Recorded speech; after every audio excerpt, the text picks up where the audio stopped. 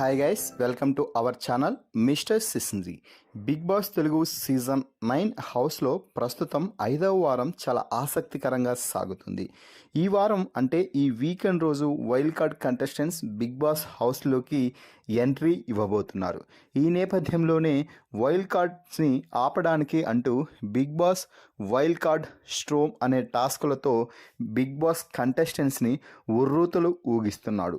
ఈ నేపథ్యంలో పవన్ కళ్యాణ్, తనూజ ఒక పెయిర్గా ఏర్పడి ఈ వారం మొత్తం గేమ్స్ ఆడుతున్నారు. అయితే గత 2 రోజులుగా వీరి నుంచి ఆశించినంత స్థాయిలో పర్ఫార్మెన్స్ రాలేదు అని చెప్పవచ్చు.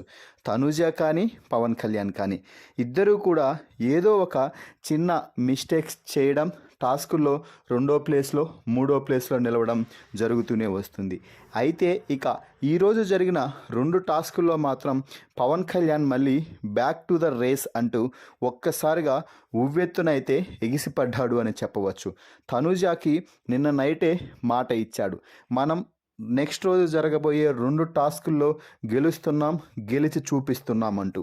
ఆ ఇచ్చిన మాటని నిలబెట్టుకుంటూ ప్రోమోలో చూపించినటువంటి నాచూరే టాస్క్లో, అలాగే గ్లాస్ అండ్ థ్రెడ్ టాస్క్లో వరుసగా 2 టాస్కుల్లో తన ఫైర్ స్టోన్ చూపించి తన టీంకి విజయాన్ని అందించారు ఇద్దరు కలిసి, తనూజ పవన్ కళ్యాణ్ అని చెప్పవచ్చు. దీంతో ఒక్కసారిగా లీడర్ బోర్డ్ పొజిషన్లో కూడా వీరు టాప్ పొజిషన్కి అయితే రావడం జరిగింది.